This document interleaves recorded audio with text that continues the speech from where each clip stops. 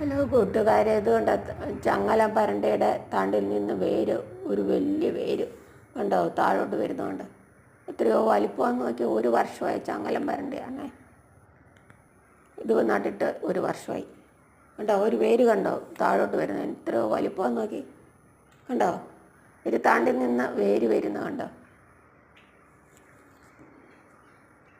ഇത് നമുക്ക് ചമ്മന്തി അരയ്ക്കാം പുളിയിട്ട്. പിന്നെ തണ്ടു ഇല എല്ലാടെ എണ്ണ കാച്ചുകയും ചെയ്യാം. കണ്ടോ ഒരു വേരിന് എത്ര വലിപ്പമാണ്. ഒരു തണ്ടിൽ നിന്ന് ഒരു വേര് വരുന്നുണ്ട്. മണ്ണിലോട്ട് വരും ആ വേര്. കണ്ടോ ഇത് തണ്ടു ഇലയുടെ നമുക്ക് എണ്ണ ഉണ്ടാക്കാം. ഈ തണ്ട് തന്നെ ചമ്മന്തി ഉണ്ടാക്കാം. പുളിയിട്ട് ചമ്മന്തി അരയ്ക്കാം. കണ്ടോ ഇലയ്ക്കും തണ്ടിനും എല്ലാം നല്ല ഗുണമുള്ളതാണ്. ഒടിഞ്ഞ